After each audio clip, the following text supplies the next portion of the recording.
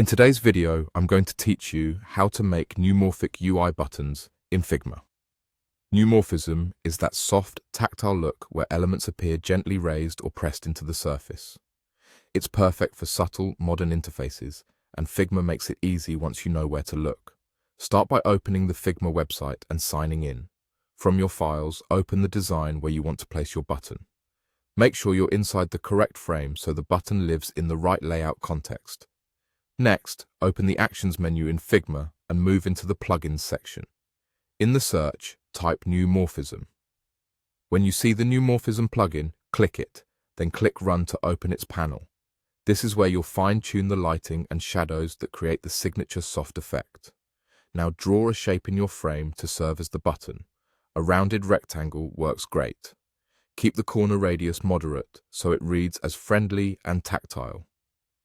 With the shape selected, look back to the plugin panel. Here's where the look comes together. Start by picking a base color. Neumorphism shines with low contrast tones, so try a soft gray or a very light tint of your brand color. Then adjust the light source direction if the plugin offers it. The highlight and shadow should sit opposite each other to mimic real light. Tweak the shadow distance and blur until the edges feel cushioned rather than harsh. If you see sharp or dark outlines, reduce the opacity and increase the blur to keep it gentle.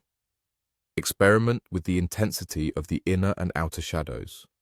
An outer shadow suggests a raised button, while an inner shadow can create a pressed state. Switching between these looks is a quick way to design default and active states with the same shape and color. Take a moment to scale your button larger and smaller. If the effect looks too strong at small sizes, dial down the shadow distance and opacity. If it looks flat when large, increase blur and slightly raise the distance. Keep an eye on contrast for readability. If you plan to add text, choose a color that stands out against your base without breaking the soft feel. When you're happy with the result, duplicate the button and try a few variations.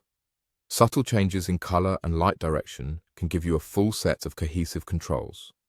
Explore the plugin's options freely until you land on a result that feels natural and consistent with your design.